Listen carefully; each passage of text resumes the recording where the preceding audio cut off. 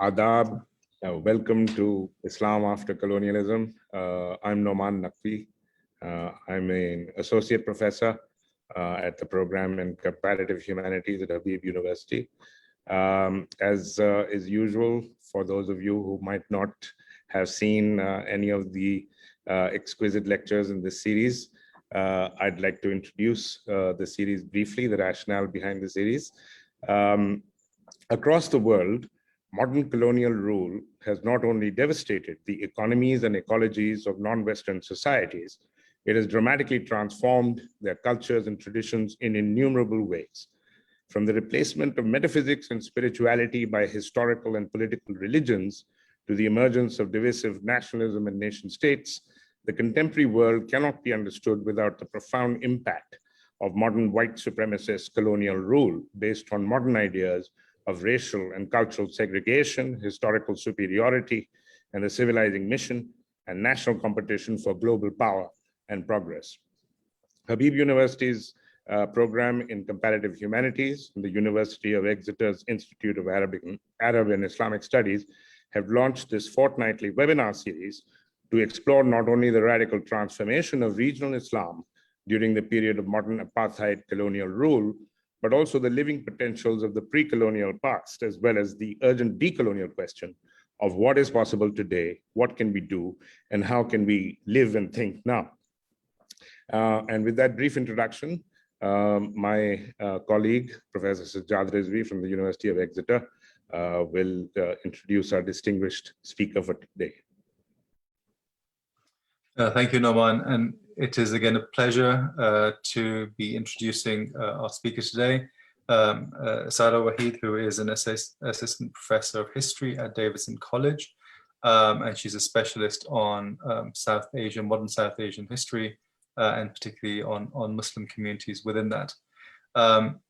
Also, the interesting thing about the talk that she's going to do today is that it's a bit of a glimpse into her forthcoming monograph, which will be out with Cambridge soon, which actually has the same title as the talk that she is presenting today. So she will be talking about hidden histories of Pakistan, censorship, literature, and censorship, colonialism, and secular literature in colonial India. Sorry, I mangled that a bit.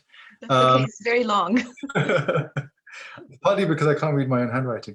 But anyway, this will be, I think, something which will speak to a number of the themes that we've already dealt with in this series. So I'm very much looking forward to what Sarah has to say, and then we will take her up after her presentation. She'll speak for about 45 minutes, and then we will, of course, as we always do, Noman and I, in our strange way, we'll try and respond.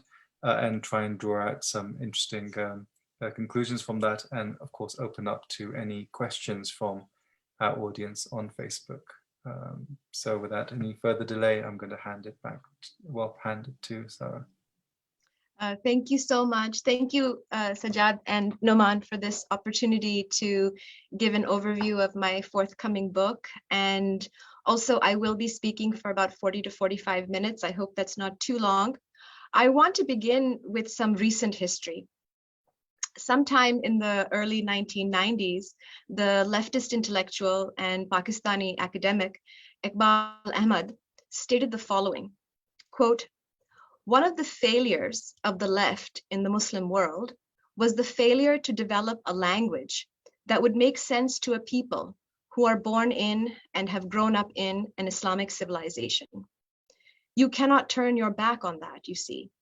Change takes root when it brings something new, but newness is congruent. It is in harmony with, it harks back to, it invokes the memory of the old.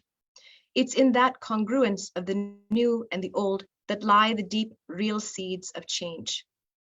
I open with this quote as a way to reflect upon the subject of my book. Between the 1930s through the 1960s, in the decades immediately preceding and following Indian independence and the creation of Pakistan, a group of literary intellectuals dedicated themselves to a craft of writing that aimed to disturb the status quo.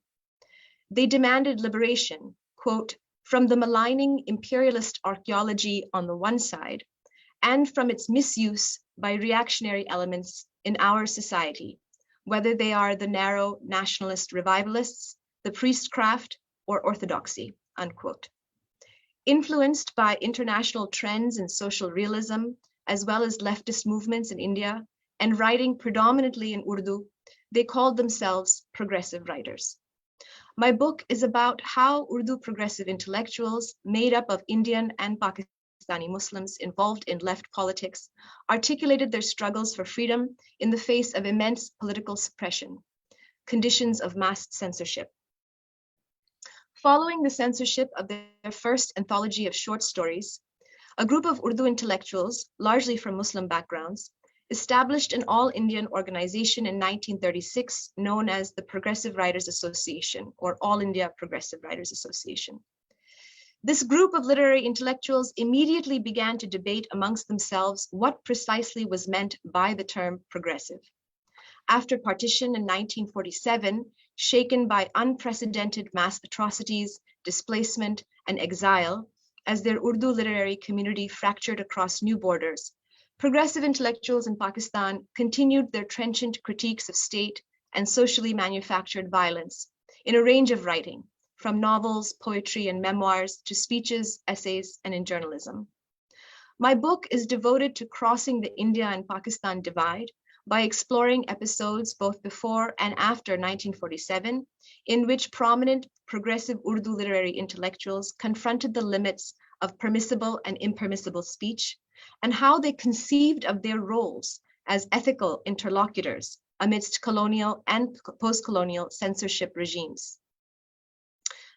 My book tells of how progressive Urdu intellectuals battled legal trials and literary controversies around blasphemy, obscenity, and sedition in late colonial India and in Pakistan. By focusing upon the historical conditions and specific sites of censorship, I explore the multifaceted struggles of progressive Urdu literary intellectuals for freedom against the demands of colonial as well as nationalist structures of oppression. This book is neither a legal history of censorship, nor is it a linear narrative about the birth and death of a literary movement. It is not a summation of where progressive literature fits into left party politics and cultural fronts in late colonial India, nor does it provide a neatly ordered chronicle of the trajectories of progressive movements, press, and literature in India and Pakistan, even as it touches upon all of these matters. Rather, this book is an intervention in the scholarship about censorship in South Asia by way of examining Muslim belonging, ethics, and left politics from a historical perspective. I seek to understand how literary intellectuals with progressive ideals shape their sense of ethics, selfhood, communities, traditions of thought during moments of great crisis. Urdu progressive intellectuals articulated their critiques of state and society during the years characterized by nationalist Indian freedom struggles that sought to end centuries of British rule. However, nationalist pathways to independence were themselves contested. I closely read literary texts and lives during such moments of crisis, exploring how Urdu progressive intellectuals turned to modes of ethical engagement, creative inquiry, and self-expression drawn from Islamic, Indo-Muslim, and Persianate traditions, which pushed against and were constituted through the political limitations and possibilities of anti-colonial national liberation. The nation states of India and Pakistan were brought into being through the consolidation of numerous oppositional social and political forces, the establishment of various political parties, increasing trade union activism, rising peasant agitation, and the proliferation of women's organizations. Even as such activities were impacted by the contest between British imperialism and Indian nationalism, their promulgation indicated that a wide range of projects were embarked upon as the shift from colony to nation took shape. And the All India Progressive Writers Association was one such transformative project. It was a utopian endeavor upon which Urdu intellectuals of Muslim backgrounds initially had the most and disproportionate influence. The anti-colonial era from the 1930s through the 50s was marked by attempts by the left, made up of a diverse range of communists, Marxists, and socialists, to acquire hegemony over the nationalist movement. It was this context that made possible a broad scope of tasks to be imagined, essential even, to take up the types of radical ventures that the All India Progressive Writers Association placed at the very heart of its agenda. Sajjad Zahir, the first general secretary, claimed, quote, "It was the duty of our writers to struggle against reaction and ignorance in whatever form they manifest themselves in society," unquote. Their tasks involved objectives that went well beyond nationalism, defined solely in terms of the relationship between colonizer and colonized. It included struggles against social and political forces such as religious extremism, fascism, and the conservative sexual politics of one's own society. As they articulated anti-colonial nationalism with leftist internationalism, they assertively confronted Islamic conservatism in their own communities, drawing inspiration from Muslim traditions, even as Hindu majoritarianism made demands to exclude Muslim communities from the life of the emergent Indian nation. In many respects, Urdu progressive writers were difficult to classify. They are not the organic intellectuals the Italian Marxist Antonio Gramsci had envisioned, namely thinkers who are either functionaries, technocrats, administrators for the new industrial bourgeoisie and their ideas, or alternately for the left, individuals who emerged from working class conditions and a shared experience of economic hardship out of which they organized into action a joint intellectual and social struggle. Nor were they necessarily very easily called traditional intellectuals who held positions in the old feudal class structure and worked to enforce those coercive political structures. Progressive Urdu literati, while privileged, tended to be of urban, educated, middle to upper class backgrounds, but were also déclassé men and women who organized communist attempts to win political hegemony over national liberation movements. Even as not all of them were inclined towards the ideological promises of communist organizing, they nonetheless saw writing as a politically purposeful, revolutionary, and socially transformative act. They referred to themselves as comrades or as Humsafar, fellow travelers, developing friendship with one another, and they numbered in the hundreds. Together, they left an enormous impact not only upon South Asian literary and leftist traditions, but upon popular and political culture for decades to come. Moreover, progressive Urdu intellectuals belonged to a shared social world which cut across religious communities, Hindu, Muslim, Sikh, ranging from short story writers and novelists such as Munshi Premchand, Sajjad Zahir, Krishan Chandra, Ahmed Ali, Rashid Jahan Begum, Rajinder Singh Bedi, and so on. Yet the All India Progressive Writers Association, with its beginnings in the Urdu literary world, quickly became a pan-Indian phenomenon. And it's outside of the scope of my book to address them all. I speak specifically to these debates and controversies around permissible and impermissible speech, what it means, as these cases represented trends within the larger literary movement and conjunctures between Muslim, Indian, Pakistani, and leftist notions of belonging. They were disproportionately represented. I mean, Muslims in this initially were disproportionately represented in the 1930s. In the cultural politics of the left. So I begin by asking, how and why did a minority group in late colonial India, defined ostensibly around religious identity, become such vociferous campaigners for literary projects based on secular aims? Second, what was the role of Islamic ideas of ethics, morality, and literary traditions amongst progressive Urdu intellectuals? Third, as many progressive Urdu intellectuals supported the demand for Pakistan and others migrated to the new state, how did they shape political and social imaginations beyond the scope of narrowly defined territorial and moral allegiances, as well as intensifying authoritarian curtailment of their expression there? With questions of religion, secularity, and ethics in mind, the project of 20th century progressive Urdu intellectuals who face censorship is not comprehensible without first turning to their sense of the past, its literature, and how they interpreted tradition in relation to progress. Their interpretations could be, on the one hand, forward-looking, even radical, revolutionary, and on the other hand, nostalgically yearning for a pre-colonial Mughal past, while using a language of longing quite peculiar to the Urdu literary tradition.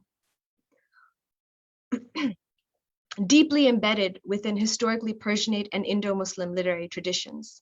Religious, quote-unquote, cultural forms of comportment such as adab, genres, and modes of thought had been long enabled and were even premised upon critiques of power and an ethics of broad-mindedness. Progressive Urdu intellectuals were responding to the extreme oppression endemic to and characteristic of 20th century colonialist and nationalist modernity, and to modernization itself, a historical process and phenomena in India whose brutalities had narrowed the field of ethical action.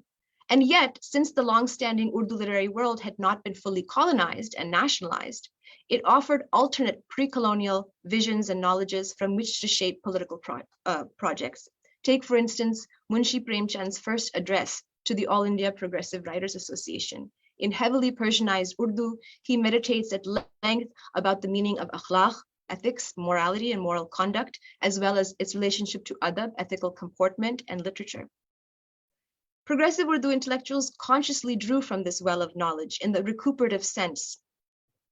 As Ahmed Ali, one of the founders of the Progressive Writers Association, who, by the way, translated the Quran into English, once put it, quote, "The damage done by colonial powers to the heritage of conquered peoples is irreversible. Yet racial memory is a collective storehouse that time and history cannot eradicate," unquote. Crucial then to their understanding of the past is the fact of their own consciousness of history. After all, the Urdu literary world initially flourished during an earlier time of great transition in South Asia, the fracturing of the Mughal Empire in the 18th century. Arguably, one of the most enduring features of Urdu poetry, that of the individual inciting an ethical critique of state and society at risk to their own reputation, initially emerged during a period of perceived political and social decay, the twilight of the Mughal Imperium. The ethical critiques embedded within the Urdu language and literary tradition was the 18th century political turbulence and the decline of centralized political authority. Such a long view better equips us to appreciate the poetry of figures such as Mir Taqi Mir and Mirza Muhammad Rafi Soda and their relevance to a 20th century Urdu progressivist discourse. By the 19th century, India produced the preeminent Urdu and Persian language poet, Mirza Asadullah Khan Ghalib, master of the ghazal, and who embodied, quote, "a mode of existence in which difference is not only accommodated or tolerated, but also cherished and fostered." The late scholar Shahab Ahmed has claimed that, as evidenced by their very language, poets such as Ghalib, amongst many others, were, quote, "not making statements that were cultural rather than Islamic, or that were cultural expressions of alterity rather than Islamic expressions of alterity. They were making statements that cannot be understood as meaningful other than in terms of Islam," unquote. One of the arguments that my book makes, perhaps provocatively so, is that the 20th century progressive Urdu intellectuals too, at various points, were Islamic, even as they ranged from the godless to the godly, insofar as the ethical knowledge they inherited. Progressive writers of Sikh, Hindu, as well as Muslim backgrounds wrote in Urdu. And it behooves us to consider Shahab Ahmed's reflections about how, quote, "something may be meaningfully Islamic and meaningfully be something else at the same time," unquote. Remember that they were the first intellectuals to translate Urdu and Persian poets, such as Ghalib, into English. Ahmed Ali, who helped draft the Progressive Writers Manifesto in 1935, but was criticized by his comrades for refusing to join the Communist Party, translated Ghalib into English and wrote of him, quote, "Ghalib is both a representative of a culture and in revolt against it." Nor was Ahmed Ali alone. Several progressive Urdu intellectuals engaged vigorously with Urdu literary history, while also rebelling against the whole body of modern Indo-Muslim reformist writing in Urdu, produced by upper-class men such as Nazir Ahmad, Syed Ahmad Khan, and Altaf Hussain Hali, who had emerged in the late 19th century as the standard bearers of the newly formulated Indian Muslim collectivity, modeling a particularly colonized vision of sharafat, respectability.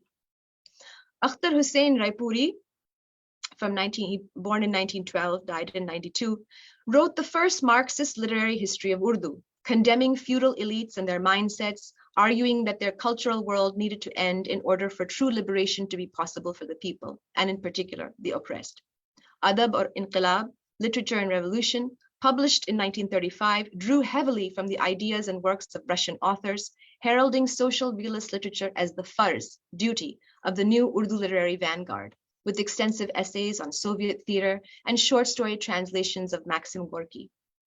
Quoting Tolstoy amongst others, Raipuri put the ideas of Russian writers to work in the service of concepts such as jihad, struggle, arguing that the role of the writer was the one who delivers a pagham, message, to the people, claiming that the adib, the writer, has a farz to write literature that not only reflects but also liberates the lives of the oppressed. Combining both Islamic and Marxist notions of decline and liberation, the adib in Raipuri's view has a moral duty. Those who shun this duty in order to produce art for art's sake have gone astray, failing to achieve revolutionary goals. The telos of Raipuri's nationalist and Orientalist Indo-Muslim narrative is quite familiar. Rampant Mughal decadence led to decline and enervated Hindustan, making it susceptible to British conquest, resulting in a capitalist present. Raipuri rehearsed a familiar Marxist refrain. The past was feudal, characterized by Oriental despotism, its ornamented poetry funded by the royal elite, Tabqa-e-Amir. The present is capitalist, its literature meant to satisfy the bourgeoisie, bereft of any political or moral commitment. Raipuri then asserts that the future must be egalitarian, and hence the literary intelligentsia must revolutionize literature and write with a purpose, that of political and social revolution. This view of history, in which there is a transition from decline to redemption only if adab, literature and literary ethics, is put in the service of revolution and liberation, fit neatly, as Geeta Patel has observed, with the language of modernization. It also fit within existing notions of decline within Orientalist, Indian nationalist, and Marxist narratives. The book became a standard account of literary history amongst the progressives. Besides its Marxist underpinnings, the anti-colonial vocabulary of adab or inqilab also fit within an existing discourse about ethical struggle, jihad. That Raipuri and many others use the term freely in the context of revolution and liberation without having to justify its use demonstrates that jihad could loosely refer to an anti-colonial nationalist struggle and did not have the kind of overtly politicized meaning it does today. His writing, Raipuri's work, underscored how anti-colonial Indian nationalist thought was shaped alongside anti-colonial Islamic movements. Progressive Urdu intellectuals drew, however, also from an earlier idea of ethical selfhood, informed by a corpus of Indo-Persian cultural idioms. They consciously posited themselves as agents of change, especially as censorship was imposed upon them by colonial authoritarianism and by the colonized Indian middle classes. Take, for instance, the feminist short story writer Ismat Chughtai, who was summoned to court in Lahore in 1942 on charges of obscenity lodged against her for the homoerotic tale Lihaf, the quilt. She titled her autobiography Kagzi Hai Pairahan, a phrase derived from one of Ghalib's own verses. Naqsh faryadi hai kiski shauqi tahrir ka, Kagzi hai pairahan har paikare tasveer ka. The verse has been translated as, who has, through his artisanship, displayed so much mischievousness in the image of every creature that each individual is unable to endure that mischievousness and can be seen to make a complaint. The verse itself invokes the imagery of the legal courts, as the plaintiff, being the poet or writer, speaks sarcastically. The implicit suggestions that they are just like other humans in ostensibly free lives. Moreover, since Ghalib placed this verse as the opening one within his divan, departing from the custom followed by classical poets who typically began their first verse in praise of God, Ghalib's question became ever more playful. That the verse was adopted by writers from Chughtai to Manto to Fez to assert the idea of the writer as one who makes mischief or may make mischief in relation to the laws of society reveals how progressive writers were profoundly and deeply ensconced within a much older literary tradition, even as they pushed against the limits of their societies.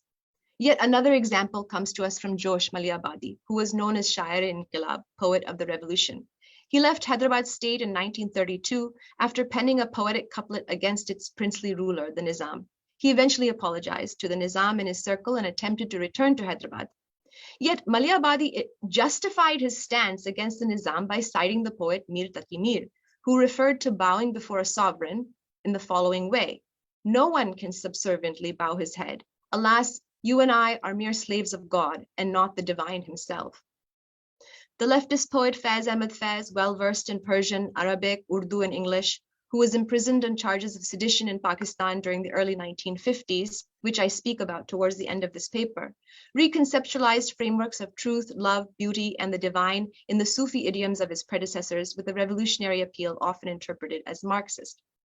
Similarly, drawing from the Islamic mystical tradition, the leftist poet Asrarul Haq Majaz was censured at his alma mater, Aligarh University, for penning these verses, which he gifted to the premier Indo-Muslim university as its anthem. These are the verses that were abridged in the early 1930s. Islam ke is butkhane mein asnam bhi hain aur azar bhi, tehzeeb ke is mehkhane mein shamsheer bhi hai aur sagar bhi. In this idol house of Islam, there are beloved idols and idolaters' holy fire. In this tavern of civilization, there are swords, but wine bowls too. In effect, Urdu progressive intellectuals were akin to dialecticians, producing a counter-discourse, a largely subterranean current of thought that constitutes a radicalization of the dialectical tradition while also opening outward towards its decolonization. Many progressive Urdu writers worked in theater, the arts, and in music, attempted to disseminate their ideals to the working classes and the peasantry, and were trying to bridge what Ranajit Guha has referred to as dominance without hegemony. That is, the structural split between the elite and subaltern domain of politics, addressing the consequent failure of the Indian bourgeoisie to integrate vast arenas of life and consciousness of the people into an alternative hegemony. Progressive politics, as well as the progressive literary movement, have been read as a failure in terms of their inability to turn the tide of narrow exclusivist nationalisms that triumphed in the bloodletting of partition. At the same time, progressive Urdu poetry and literature is also remembered nostalgically and serves as a reservoir for contemporary South Asian left intellectuals and movements as they continue to articulate utopian possibilities and freedom struggles. Progressive Urdu intellectuals also came from the respectable classes of the urban salaried Muslim gentry in cities such as Delhi, Hyderabad, Lucknow, and were not all pristinely secular, even as some of them were self-avowed atheists as Sajjad Zahir, nor can they be classified simply as religious, even if they had gone on Hajj pilgrimage to Makkah several times, such as Maulana Hasrat Mohani, who saw communism and Islam as mutually compatible and wrote paeans to the Hindu deity Krishna.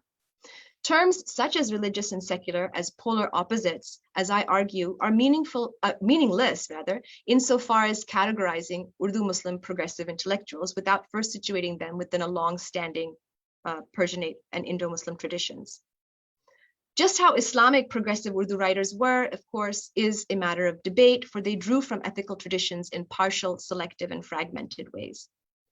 One way to consider this question would be to simply restate the religion versus culture dichotomy. That is, Urdu progressives were not religious, but cultural Muslims, for whom religion was merely a demarcation of social difference, as they practiced the cultural politics of religious accommodation. While understanding the usefulness of this distinction, I argue instead that the central role of ethics, shaped by language, religion, culture, history, as well as interpretations over concepts like civilization, cannot be cast aside only in terms of this distinction between religion on the one hand and culture on the other. I believe that Shahab Ahmed's arguments about the importance of being Islamic have been useful in understanding the progressive Urdu writers who were modern, but also belonged to a generation of Urdu writers in the subcontinent to engage so acutely with pre-modern lineages at the level of a national political project. By focusing specifically on episodes of censorship faced by Urdu progressive intellectuals in which these dichotomies, such as religious, secular, sacred, profane, Islamic, Islamicate, were either blurred, heightened, or non-existent, I take seriously the relationship between literature and intellectual identity and ethical self-fashioning in relation to Islamic thought and Muslim belonging along the axis of leftist articulation. Urdu progressive writers engaged with and considered seriously a pre-modern Islamic ecumene, even as they also played a substantial role in upending it. Let's turn to 1951 to 55, significant years in Pakistan characterized by energetic leftist activity. During this time, Faiz Ahmad Faiz, a leading member of the All Pakistan Progressive Writers Association, faced imprisonment. Faiz, amongst other leftist writers, was accused of an attempted coup of the Pakistani government in 1951 and was subsequently arrested in what became known as the Rawalpindi conspiracy case. The official Pakistani narrative argues, quote, "The myth has been constantly propagated by leftist intellectuals that there was actually no conspiracy, but that one was fabricated and the arrests of the army officers in the trial were engineered by the intelligence agencies of the Anglo-American bloc. And the conspiracy to overthrow Liaquat Ali Khan's government began as early as 1949. This is actually, a problem, the official statist narrative of Pakistan on the Rawalpindi conspiracy case. My concern, however, is neither in upholding the Pakistani state's version of events, nor defending the theories proffered by left intellectuals. After all, as I argue, the Rawalpindi conspiracy case must be understood in relation to a string of conspiracy cases that emerged first under the colonial state due to the British fears of revolutionary uprisings. Faz's arrest under the Official Secrets Act, which had been introduced by the British and upheld by the Pakistani state, may well be an entry point to narrate a historical moment of leftist political activity, the Pakistani state's response, and the subsequent devastation of the Communist Party of Pakistan. Above all, however, I am interested in Faz's poetic practice and his stature as a literary figure in the context of his imprisonment. His ethical self-fashioning as a political subject was deeply rooted within a Perso-Arabic, Indo-Persian, and Urdu literary traditions. Hence, his literary confrontation with the state cannot be simply reduced to political poetry. His body of work offers several other layers of meaning and is far more complex than a parochial socio-political lens allows us to see. While Faz's poetry composed during incarceration demonstrated his revulsion for the narrow confines of territorial nationalism and the authoritarianism of the post-colonial state, it was still deeply rooted in pre-nationalist, pre-colonial Urdu literary and ethical traditions. If we remember, for example, that the official histories of this moment don't encapsulate what took place, but there actually is Faz's prison poems, characterized by defiance and protest. Those were published in 1953 in the collection Dast-e-Saba. Dast-e-Saba, or the Palm of the Wind, reveals not only his personal experience of incarceration and imprisonment, but a distinction Faz made between Pakistan as a promised country of freedom and social justice and Pakistan as a brutal and oppressive state, which continued the colonial legacy of incarceration and authoritarianism.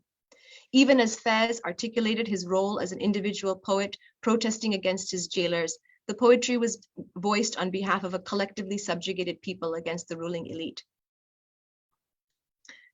During the early months of imprisonment in jail during the Rawalpindi conspiracy case, Faz composed qitas, a 4-line rhymed form that he could memorize and recite.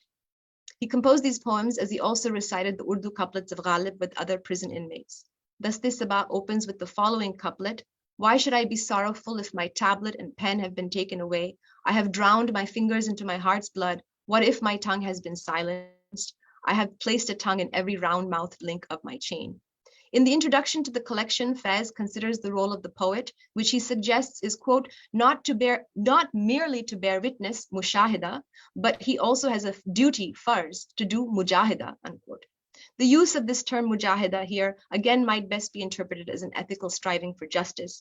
For Faz, it was not enough to simply bear witness to the state's atrocities, but the poet must take an active role in eradicating social injustice. What was Islam for Faz? That is, what was his sense of being Islamic? In an interview before his death, Faz made it clear that as far as he was concerned, quote, "The religious tradition is inherent, but it is evident in 2 forms. One folk, the path of Sufia, the other of the formalists. The latter emphasize the ritual, which is the least important part of religion. The Sufis follow the humanist path. I have said so many times that I am a follower of Rumi," unquote. Take, for instance, Faz's following qita, also written in 1952 during imprisonment in the collection Dast-e-Saba. "Hamare dam se hai kuए junoo mein ab bhi khajil. Abaye sheikh qabaye amir o taje shahi. Hami se sunnate mansoor o qais zinda hai. Hami se baqi hai guldamani or kajkulahi. By our life's breath in the alleyway of mad passion remain abashed. The sheikh's long cloak, the grandee's robe, the emperor's crown. It is in us that the sunnah of Mansoor and Qais live on. Thanks to us is yet the wearing of flowered shirts and crooked hats." I mean, in some ways, these terms that he's drawing from is part of this, what Shahab Ahmed has called this alternative normative discourse of Islam. And I think this is what Faz is continuing into right into the mid to late 20th century. He's engaging in a kind of decolonizing dialectics he's deeply embedded in the Indo-Persian and Islamic tradition of poetic knowledge. He was not averse to attending community gatherings at places of religious devotion. He accepted the invitation to lead congregational prayers at a village masjid. Also, implying the phrase Fajkulahi, Faiz is making a hermeneutical statement about what it means to be a Muslim at a point in time when the Pakistani state was itself recalibrating its relationship to Islam. Faiz's collection, Daste Sabah, and his time in prison were coterminous with the declaration of martial law in Punjab in 1953, following violent agitation against the minority Ahmadi community. Even though Faiz was in prison during this time, he must have surely heard about these disturbances in the Punjab, given that martial law had been declared in Lahore. Faiz thus composed his poetry at a time when the nascent Pakistani state was beginning to grapple with this question of who is a Muslim in increasingly politicized ways, throwing into sharp relief as the state increasingly turned to repressive tactics against its own people. When he committed his poems to paper, the writings were sent beyond the prison confines where they were subject to the scrutiny of censors. He was thus forced to create a secret system of images and metaphors drawn from Urdu poetry that would seem innocuous to the censor's eyes. They were meant to convey hidden meanings to his audience. When Faiz speaks of Ahde Junoon, period of obsession, or Chaman ki udasi, sorrow of the garden, the reader immediately understands the reference to oppression and injustice. Hence, Faiz understood that he shared the knowledge base of Urdu poetry with his audience and did not have to translate the meaning of the symbols he used in his poetry to evade the censors. For Faiz, the nation was not something that could be defined along the narrow authoritarian ambitions of the state, even if the latter had the political power to assert a hegemonic meaning of the nation. Furthermore, identifying with the homeland for Faiz did not translate as having an uncritical relationship to nationalism. Thus, yearning for this nation, free of social injustice and so on, involved an act of striving towards building a society free of social and political iniquity. This was how the poet can also be a mujahid.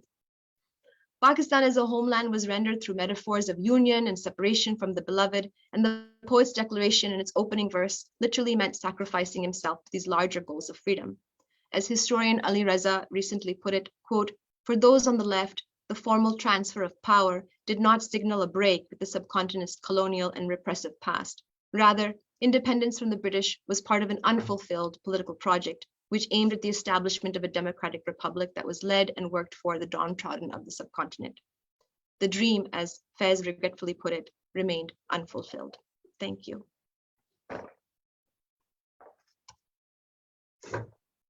Wow, I wasn't expecting you to finish yet, actually. Okay. I guess I was less than 45 minutes. Yeah, much less, actually. That was, I think, just 30 minutes. So just okay. So that's excellent. So, I mean, what a great paper and what a great prospectus for your book. I'm absolutely thrilled. My mind was going off, both the material as well as its framing and conceptualization. It's just very exciting, the project that you have and what you're saying. Yeah. So I have lots of thoughts and questions, but one of the things that I want to immediately recognize, as it were, is this question of ethical self-fashioning, which takes on, I mean, already when we were discussing Ghalib, the last session was with Anand, which you must have seen. And he was talking about Ghalib and what Ghalib means today in Delhi. This question came up then as well. And this other figure who I have some interest in, Mohammad Hassan Askari, who started out in the progressive writers movement, but developed a very kind of difficult relationship with them.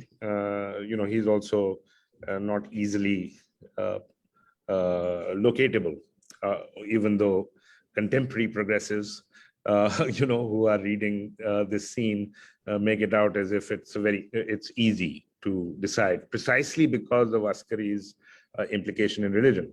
But this is the question that he had for the progressives. Yeah, he said, okay, fine, we'll have our revolution. Yeah, and that's what he wants to. He's committed to global revolution, decolonization, and global revolution. But he said, then what are we going to do about ethics? Yeah. So the question for him was that, as it is for McIntyre, Alasdair McIntyre, actually, if you look at his trajectory, so he starts out, as a Marxist as well. One of his early famous books is about Marxism and humanism, and then, of course, he goes off on a completely different. He becomes Catholic. It's not that his relations with Marxism are ever entirely broken.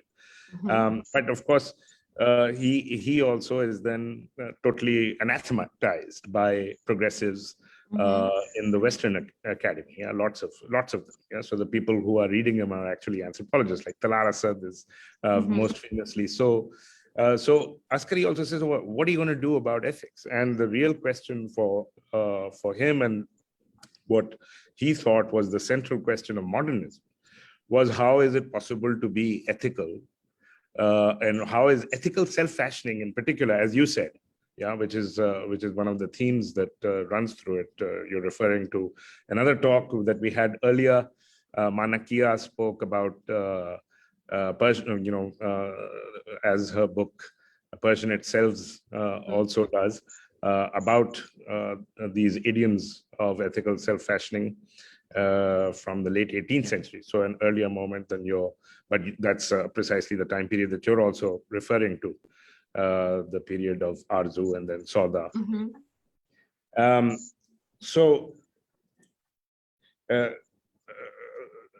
Yes, that's very well taken, basically to say that in fact the ethical question, and this is lacking in the Marxist tradition in general. Yeah, this is actually, so many people have pointed out that Marxists, seem to think that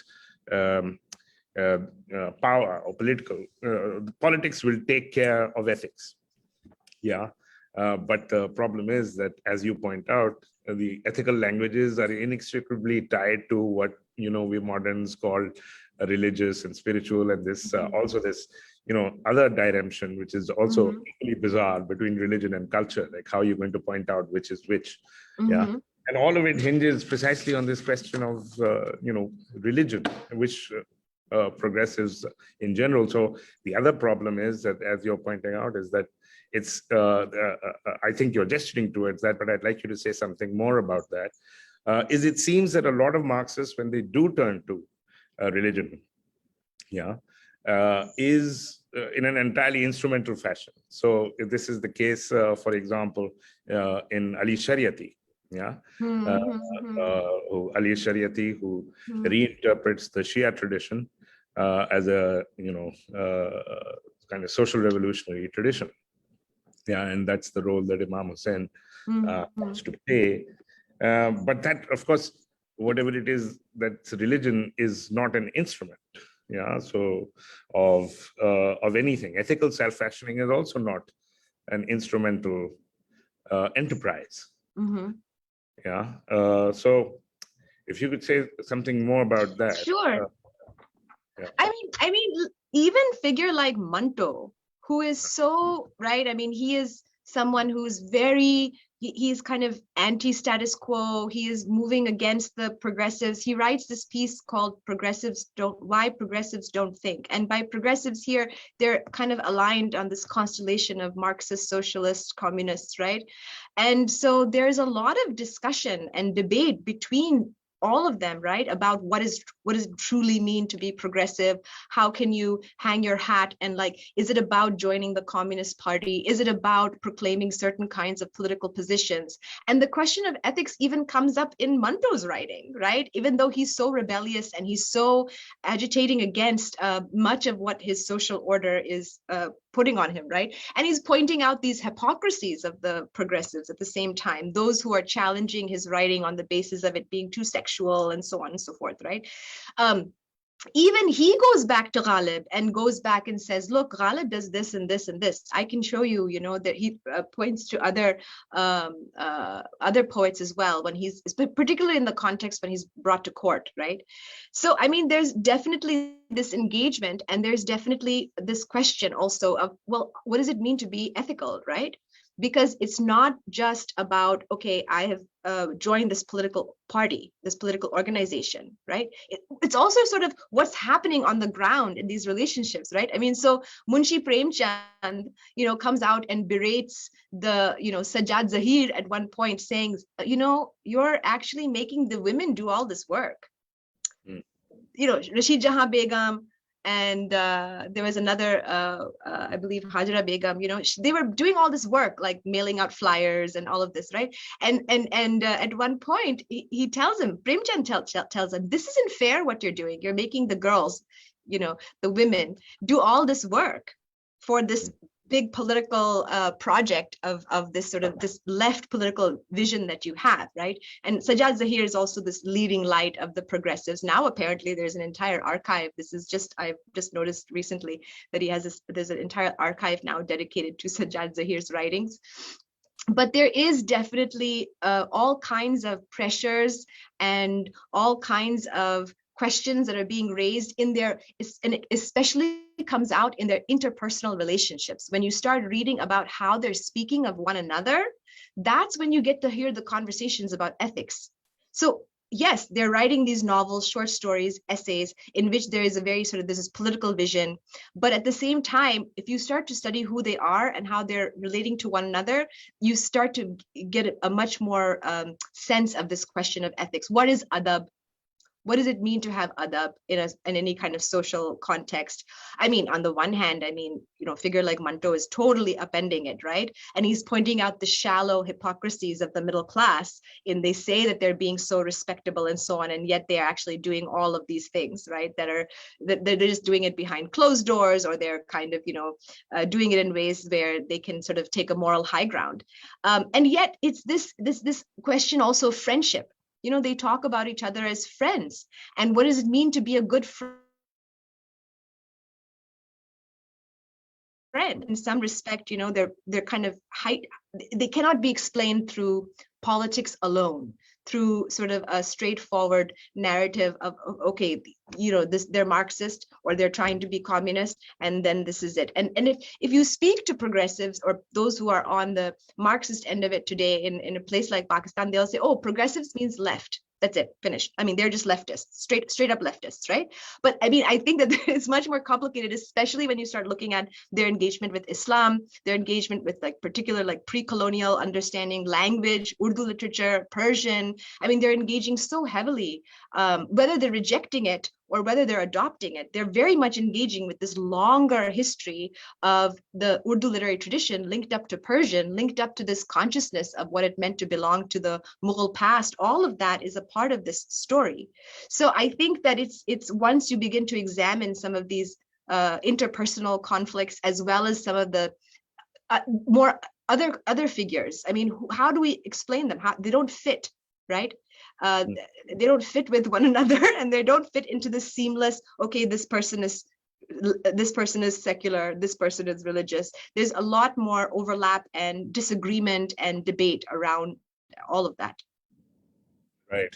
Actually, both the figures that you mentioned, so Manto, of course, briefly after formal decolonization, in Pakistan, both of them hooked up and started this magazine together, precisely out of this very tense relationship that both of them had to the progressive writers movement. The other thing that I was thinking of when you brought up, the women's question, as it were, is that Isma Chughtai, of course, has a very unflattering Yes. portrayal of Yes. Faisab in Teri Lakir, which Marcus Dexel also discusses in that Politics of Self-Expression, precisely the period that you cover also in your, from the 30s to the 50s. Mm-hmm. So there's that. But the question that I wanted to pursue, this question of ethics and the relationship with religion and spirituality. So, and also, how middle class, yeah. So the question of the middle class, I think, we are not middle class over here. We are extreme elite, yeah, because it's not the middle of anything. It really sits where, people like us over here would be, I think, I don't know, top couple of percent of the population. So even many of these figures that all of the figures that we're talking about practically, or the overwhelming majority of them, are rather than being middle class, they're actually aristocrats. If you look at it in terms of the class position that they actually, not aristocrats but elites. So and the aristocratic aspect is there in this respect. Of course, you see all of them. This is a modern kind of aristocracy that I'm talking about. Of course, you see all of them dressed in three-piece suits. Yeah, for the most parts. Or if not three-piece, two-piece suits. Yeah, so the aspiration is very bourgeois. Yeah, just like the sexual ethics or the sexual morality that you were pointing out is also very bourgeois. That was one of the tensions, of course, both with Ismat Chughtai and with Manto. And in terms of Sufism, to the ethical self-fashioning in the Sufi tradition, what's required is, of course, the Sufis were all fakirs. So we're apart from the figure that Geeta Patel has also. Why am I? Miraji. Miraji. Who was much very different. Very, very different. Yeah. Apart from Miraji, there's nobody who actually adopts such a lifestyle, and that's also part of the problem of ethical self-formation in the modern period. Is that ethical self-formation in the past was deeply inextricable from asceticism, which is completely runs against the whole admiration for the West, in fact, which continues the progressives continue to be enchanted by. Yeah, there's a lot of admiration and enchantment with the West. So it's a bit of a mess, actually. Yeah, it's difficult to sort them all out in some ways, but you're right. I mean, yes, I mean, so some of them, of course, yes, they're coming from these older aristocratic families, but they're kind of this new elite, right? Because they're educated and Sajjad Zahir goes to London, he gets educated. He writes this an evening in London. It's a very interesting account of his time. It's just like it could be any college student having a great time in London today, even, it doesn't sort of ring as a kind of particularly sort of hearkening back to India in any quote unquote spiritual sense or ethical sense. It's really related to very much about sort of the story of being there and meeting all these different people, but not kind of, there is no sort of sense of ethics necessarily in there. I mean, there's definitely, he talks about racism and, colonialism, but again, it's like at the level of politics, right? But yeah, I mean, there is that fascination. There is the fact of there's definitely, I mean, they claim that they're déclassé though. They claim that they are kind of shedding behind their left, or rather their elite kind of personas, right? But then Sajjad Zahir takes the stage with these big mushairas and he sits above and the peasants are all there. He describes the peasants as these children. He's this Marxist and he's describing the peasants as these children that need to be spoken to. And he's using that language of adab to talk about it.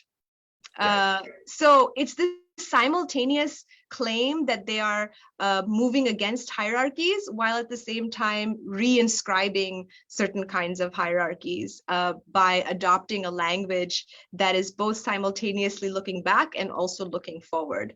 So it's a very sort of strange, I mean, and of course they're all debating with one another about what they're doing and how they're dressed. And I mean, so those kinds of questions arise as well. But it's interesting what they choose to look back to and the past that they draw upon, because so many of them are Punjabis, like Faisal, Iqbal also, who's a part of the progressive writers movement.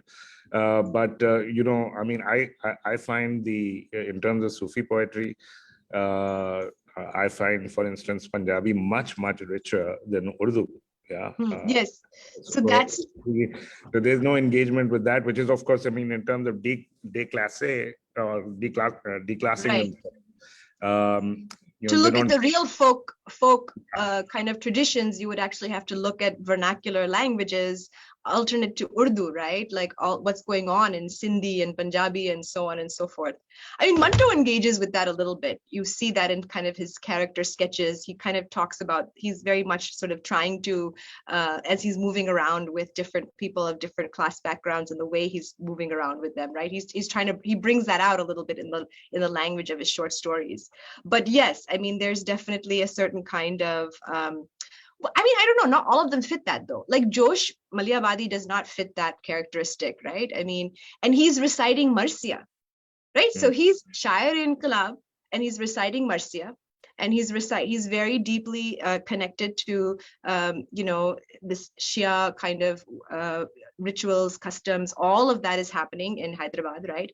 At the same time, he is making these poetic, you know, kind of these, he's still part of this sort of network of these progressives, right?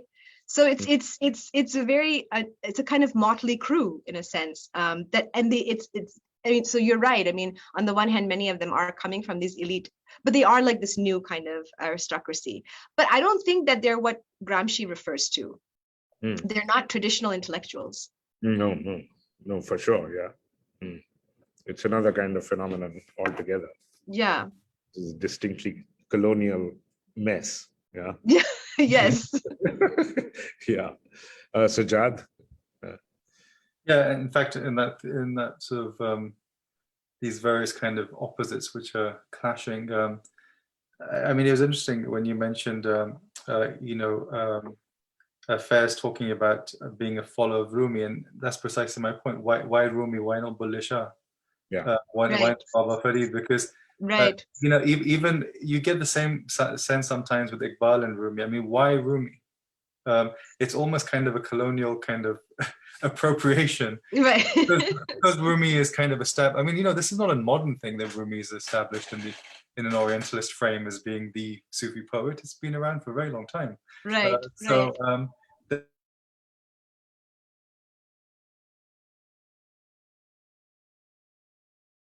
the question is, if you were, you know, this whole question of what does it mean to be authentic, an authentic kind of leftist in a Muslim context, which is, you know, it wasn't a question just for people in South Asia. It was a question in Iran. It was a question in various places. You had, you know, in the 30s and 40s, you had debates amongst those who then emerged as the Tudeh party intellectuals saying, you know, we need to be on the left. We need to be communist, but we need to be aware that religion actually binds and motivates people in ways that we cannot possibly do without, right? So why isn't there, for example, much more of a turn towards, you know, what I would consider to be a kind of an internal radical tradition, right? Why is the radical tradition always external? You know, why not refer back to the Qalandari movement? Why not refer back to Malamatis? Why not, you know, if we're going to pick on Sufism, then there's plenty of material within Sufism which is all about kind of transgressing social conventions, you know, basically calling out the sheikh or the preacher for his formal, or you know, talking about you know, transgressing all sorts of ideas that are established, you know, and going against property, even, for example, going against any sort of social hierarchy. All those things are already there. So but why? That's not what they pick up on. Exactly. So why aren't they? I mean, this would be very easy to do that, surely. Or maybe they just know. But maybe this is precisely one of those things about, you know, there is that colonialist rupture. Yes. Which actually separates them from even being aware of that. Yes. I think so. I mean, I think many of them are educated. I mean, they are also English speaking, educated, you know, in these institutions. They're adopting a certain kind of, you know, communism by way of the West, right? They are not engaging. I mean, the people are they're still doing things to the people. I mean, with the exception of someone like Miraji, right, who's actually very much has is sort of in a very different kind of space, doing precisely what you're referring to, Sajjad, right? Kind of looking at these internal existing, these more local kind of indigenous traditions, I suppose. But it is that rupture, and it's very much because they're tied to a history which locates Urdu in relation to North India and the Mughal Imperium. It's kind of dealing with that through the colonial narrative of that, and so they find themselves oftentimes trapped. Their Islamicness comes out in these kind of, in these ways, in these moments of censorship, when they're kind of now put into a corner and they have to kind of defend what they're doing. That's when it really comes out. Otherwise, they're not necessarily engaging with these long-standing traditions of alternate to like Urdu as the North Indian vernacular connected to this imperial aristocratic history of loss and longing. Does that make sense? I mean, yeah, but I mean, in a sense, that seems to suggest that, interestingly, that both the progressivism and the Islam are gestures which are kind of empty, right? So, it's kind of, it's not that they're kind of conflicted between two, I guess, sets of ethics or sets of ways of metaphysics of looking at the world, but actually they're actually alienated from both of them. And that seems to be, and that maybe brings out the kind of ethical vacuum out even more, that it's neither really within a Muslim radical tradition, which again, I mean, even saying Muslim radical tradition today probably gets you arrested. But, I mean, there is such a thing, just in the same way as we can talk about, for example, in England, there is a radical tradition in England, despite what the government or people on the right might think. It's a venerable tradition, and it's actually related to forms of Reformed Christianity.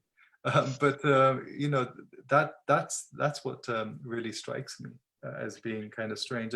And even something you mentioned in passing, which does come out in quite a lot of the poetry, but why not make more of the link between inqilab and jihad? It seems to be such an obvious thing to do. You find that actually that link made in lots of other contexts, with different kinds of Muslim lefts across the world. That link between jihad and inqilab is made quite explicit. So, I think you find it much more in the context of Bengal. Right. Yeah. The Mala Bashani stuff that we talked about. And yes, and also in the kind of left movements there, and also the between the Islamic and left movements in Bengal, you see that like a lot more.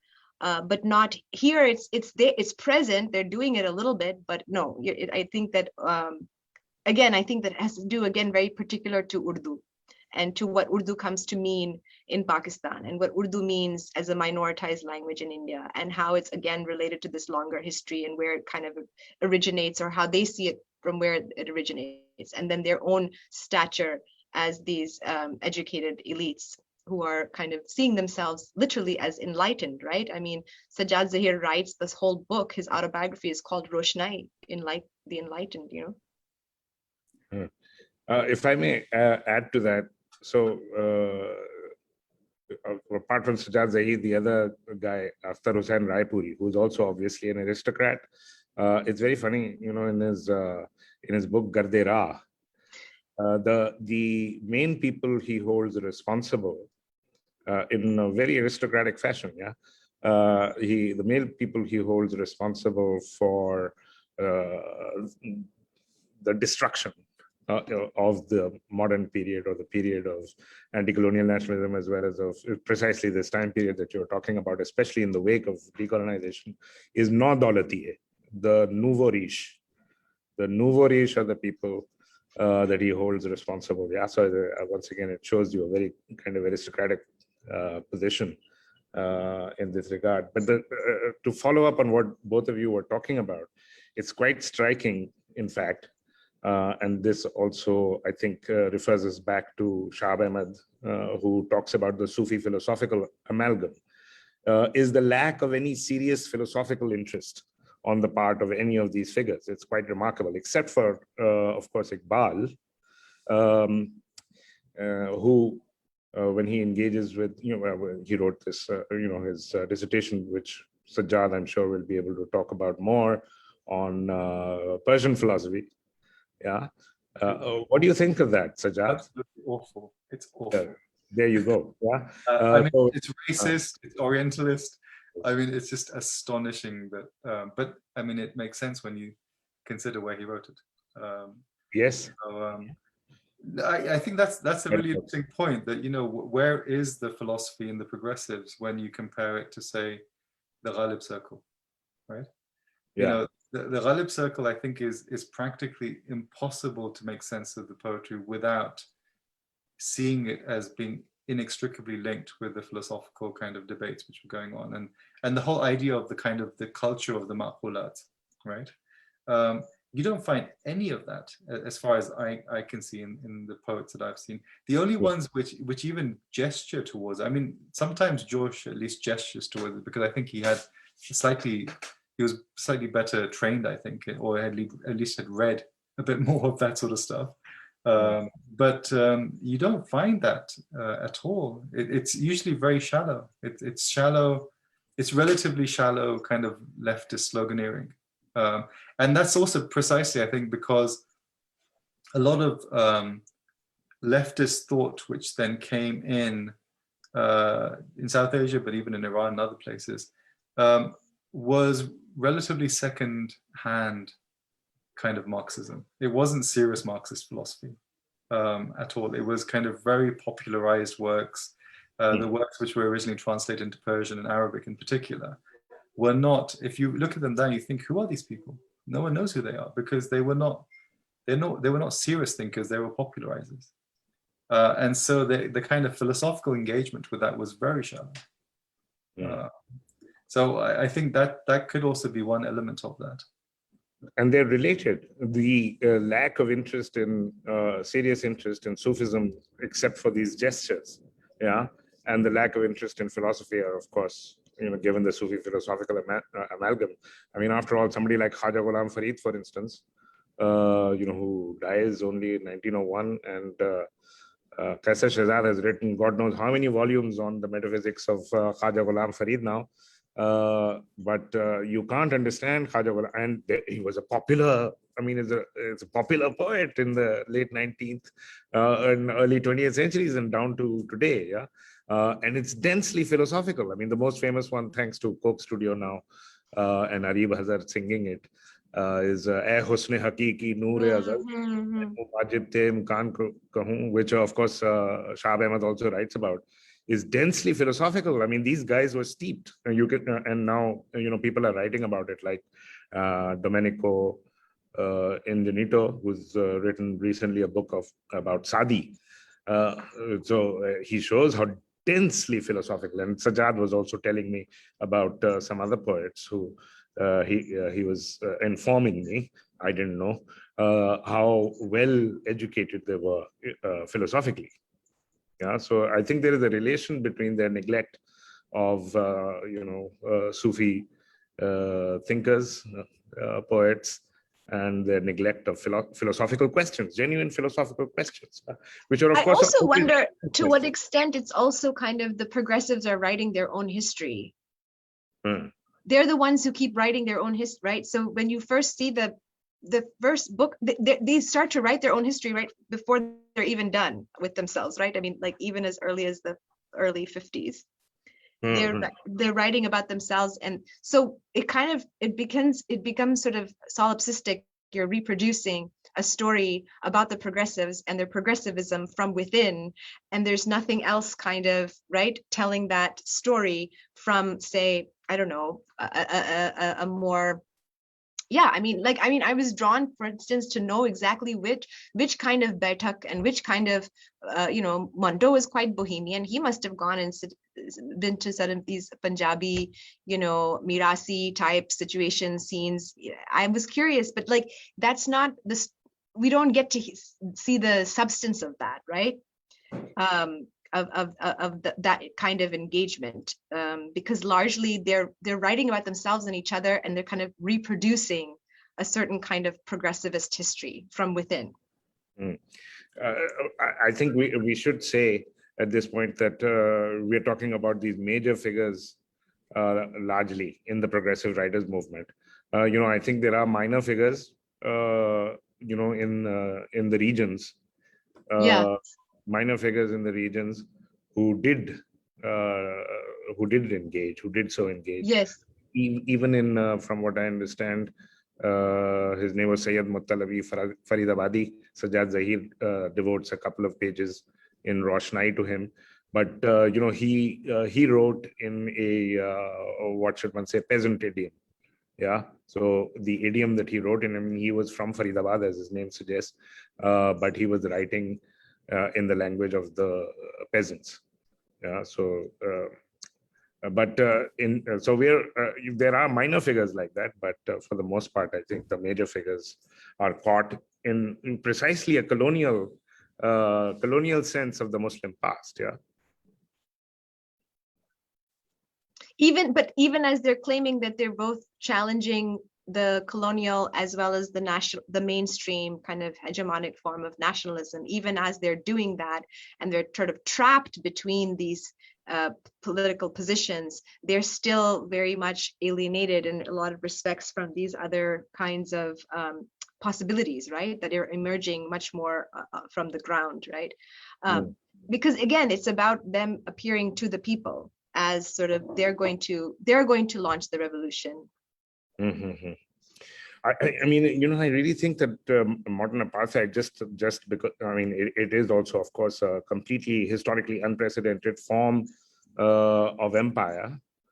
This modern national empires and apartheid rule, but it also created these fantastic, post-Macaulay figures, of which we are, of course, also a part. We've inherited this condition. It's gone nowhere. In fact, it's only been exacerbated and aggravated since formal decolonization. Minimally, those people were, bilingual. Today, our class of people are not even bilingual. Yeah, there's monolingual, more and more monolingual. This peculiar creation, I mean, after all, we are this, he says, it's a totally apartheid, perfectly apartheid statement. Yeah, Indian in blood and color. And English in tastes and opinions.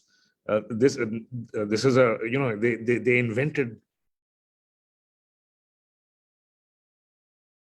a monstrous creature that Macaulay is describing, and which, thanks to this apartheid rule, came into existence, and it's continuing. We live in a condition of global apartheid. Yeah, today.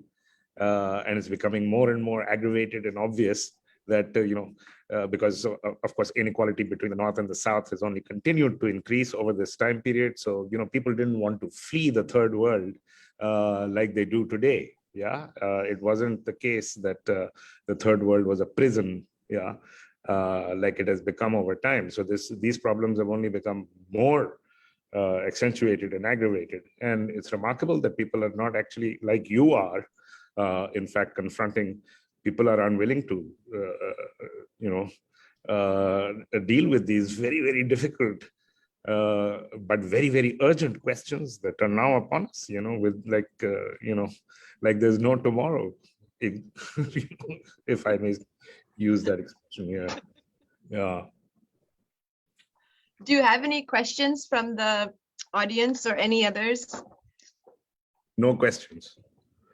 I think people are shocked. Yeah. What I think is really interesting about this conversation is that it's like we're systematically dismantling all the foundational myths of Pakistan. I mean, we've dealt with the kind of nationalists already. We've dealt with the left. I guess we've kind of also dealt with the Islamists when we had that conversation with Simon. So there really is nothing left. All the foundational myths have kind of disappeared, and it's also really interesting because it makes you realize that what was going on in the 40s and 50s. Although these different groups seem to be at loggerheads with each other, they had very similar assumptions about the nature of the world and what their job was, and the role of politics, and the instrumentalization of religion. They all shared these basic assumptions about how these things worked, and that's perhaps what's so shocking when you look back at it now, that this is indeed the case. Whether someone was a a so-called secular nationalist or a so-called Islamist, Maududi and his circles, or someone who was ostensibly progressive. Right. So their categories are the same. Yeah. Their epistemological categories are absolutely. the same. Yeah. Um, One of the in my reading, at least, not that I've, there's the literature is of course growing and there's lots to read. But one of the things that I read that really impressed me in terms of our regional literatures is Sudipto Kaviraj writing about Bankim Chandra Chattopadhyay, The Unhappy Consciousness. They have a much better sense, actually. And he's not the only one. There's Sudhir Chandra about the oppressive present. I think, there's a much better sense of the darkness, of colonial self-formation, or self-formation in the colonial sphere, which we don't see on the Urdu scene, actually, and the critical scene, so this that's the other side of it. But you're doing Thinking in Dark Times, Sarah. Actually, I was thinking of Hannah Arendt also, who these are. It's not surprising that we refer to these Jewish figures often in these talks, both Arendt and Benjamin and other figures. But in her attempt to rethink politics, she's of course also very, very critical of the left tradition. And for her, one of the big problems is precisely this, the utilitarianism, the utilitarian language of modern politics. Isn't this something, maybe I'm getting it wrong, but Marcus Daschel talks about the politics of self-interest, right? Again, looking at the way in which in late colonial India, there's a certain kind of self-expressionist modality through which the politics of self-interest is further kind of, it's even more deeply present, right? As, the shadow of fascism falls over India. During the late colonial period. But Daschel is very, very critical of the role that poetry, Urdu poetry played in politics across the board, including on the left, because he, as you point out, he points out that it's this self-expressive, kind of narcissistic and affectively fascist. Right, affectively, that's his, and it's a response to the straitjacket of the politics of interest, which is how the political sphere is framed or created by the apartheid colonial state. Yes, exactly. It's because of the contradictions of the colonial, basically in the structural contradictions of colonial Indian politics that enables this precise kinds of formations, right? He's doing something really interesting because he's actually looking at these materials. He's looking at things like advertisements, and he's reading that alongside with the way people are talking about their bodies, and alongside, so he's bringing all of it together and not kind of isolating Urdu poetry or Urdu literature, right? So there's, right. So I think that you can get a very different kind of story in some respects about what's happening beyond a particular set of intellectuals if you're actually reading a broader base of what's happening, like sociopolitically. Right. Yeah, the other side of his analysis, of course, is capitalism. So the advertising culture that you were just referencing emerges out of that. It begins with the fact, so what his argument is that a particular form of imagination emerges. I think I don't know why he doesn't write about Iqbal more, but Iqbal, I think, typifies in many respects the kind of affective range, very, very bombastic and egotistical. So that's a direct product of the kind of subject that is produced under colonial capitalists in a colonial capitalist. But that is so controversial, Noman, to say. I think both you and Sajjad probably hold a very minority point of view on Iqbal, who's heralded in so many respects as kind of pushing back and pushing against, and someone who can sort of be this cosmopolitan and so on and so forth. So to hear, perhaps to those who read Iqbal in that way, to hear him be sort of I'm sure that you, both of you, might have encountered all kinds of responses to your perspective on. Yeah, it's amazing. Yeah, I mean, the guy, I think, had a terrible effect on our general culture. This khudi ko kar buland itna ke har tak bhi, and tu Shaheen hai. I mean, it's a I mean, feminists should really be going after this guy like like there's no tomorrow. He's just the most hyper masculinist, narcissistic, egotistical. I mean,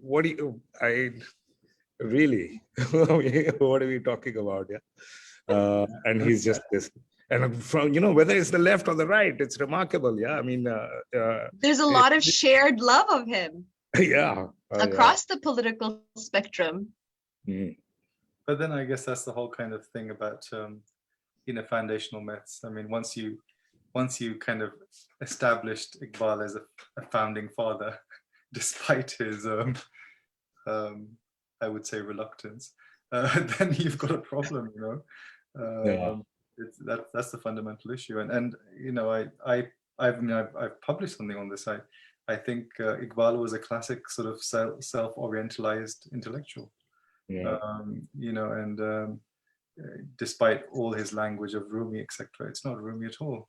And even his choice of Rumi is not, I would say, a terribly authentic one for someone who was from where he was from anyway.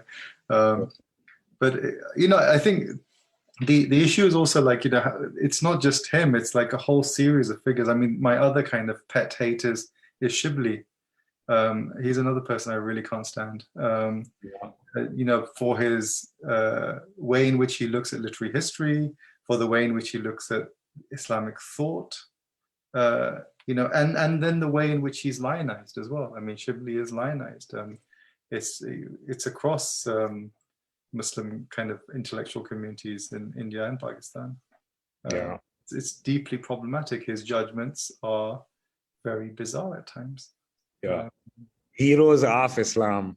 This whole kind of, that was the name of the series that he wrote.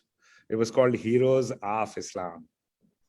So of course there's no word for hero in this is the first, I'm sure this must be the first time the word hero, thanks to what's his name. Wait, he was writing this in English? No, he wrote it in Urdu. He wrote it in Urdu, but he wrote... He didn't know English. He didn't know English. He was educated in a madrasa. Right. So then what was Heroes of Islam? Well, there you go. So it's like an English... Carlyle wrote this. I mean, it's clearly an echo of Carlyle. I mean, it's... So Carlyle wrote this to say heroes and hero worship. And because he said, Rasulullah was a great hero of history, which considerably, of course, reduces his stature. Because he's he's a cosmological, from any traditional perspective, that is a drastic reduction in the stature of the prophet to make him a hero of history. He would have a cosmological stature. So that's where Shibli gets it from. So there was much excitement, which also just shows you a completely colonized mentality, which is that, Gora says Rasulullah is great, so there you go. What else do you want? But by this point already, you didn't necessarily even have to read this stuff in English, because there were prose works coming out in Urdu, which had already, in psychology, in philosophy, you've got, Abdul Majid Daryabadi's stuff, which already kind of reflects these sort of ideas. He has a role to play in this too. He came out after the progressives. I find Daryabadi really fascinating. He's interesting. He says that he's into yogic philosophy, he's into Sufism, he's this, then he becomes this like super rationalist, Maulana, and he's a very interesting. When I started writing this, and as I started writing about the progressives, because he actually comes after them, You know, I started getting more and more interested in him at a certain point, you know. But yes, because he's so full of all kinds of contradictions. But he's very much but he's also reading all of this through a certain colonized frame. I mean, there's also that. Yeah, I mean that was his training. So he read Yeah. you know, he read philosophy in Lucknow at what was it called again? The Frangi Mahal. No.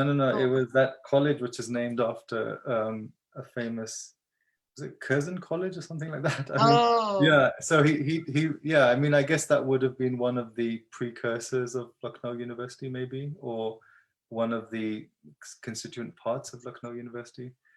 So yeah, I mean, he talks about that. His autobiography is quite interesting in that, in terms of getting a sense of what his influences were, and then how, you know, studying the stuff, he becomes an atheist when he's a student, and he talks about that and so forth. So of course there's a certain fashion of that. The other thing which I remember speaking to actually Alimi about that, who we spoke to a few weeks ago, and there's a very interesting correspondence between Daryabadi and Tanvi. Interesting. I think Ali is one of the few people who's actually looked at that stuff, and there's some really interesting material in that, you know, about that whole kind of milieu, you know, before the independence. And I mean, they were quite well informed about all sorts of things, you know, all sorts of debates going on, even in kind of very kind of deep theological debates, etc. So yeah, I think, you know, it's maybe kind of making sense of, you know, kind of reinscribing this wider, I mean, I primarily define myself as an intellectual historian, so I usually know very little about what's actually going on the ground. But it's about kind of reinscribing this intellectual history into the wider social history of what's developing and happening, and how people are conceiving of issues around kind of religion, around presence, around imagination, and so forth, around the self, the emergence of the self. Fascinating. I look forward to that. What a great conversation, Sarah. Thank you so much, Noman and Sajjad. This was really fun. Thank you. So we could go on, but you know, our time is up. So yeah, and I think we've kind of stunned everyone into silence. Draw a line here. Thank you, Sarah, again for this conversation, and thank you to everyone who's joined us. I think we're going to now revert to the fortnightly. So we have next week off. Next week, of course, is Eid, which all good leftists celebrate Eid just as anyone else does, and as nationalists do as well. So Eid Mubarak to everyone for next week. And we will then reconvene in 2 weeks when we will be discussing divination manuals with Nur Sobas Khan, who is now. Oh, that is fascinating. Yeah, that will take us, I think, again into some, something which actually people don't realize is not just a relic of the past, but actually is very living. I remember once speaking to Nur about doing a project on these kind of Jantri kind of almanacs. There's such a living part of a lot of people's lives. I just picked one up near in Karachi. We went to this city one morning, and I saw it hanging there right before New Year's. Yeah. And it had the whole full almanac, everything. Absolutely, everything from when the conjunctions are to to particular kinds of lettrist ideas, as well as who's going to win certain elections and so forth. So. Yeah. Anyway, we'll talk. We'll pick that up in a couple of weeks. So hopefully, see everyone back for then. All right, then. Thank you. All right. For that. Love this. Thank you.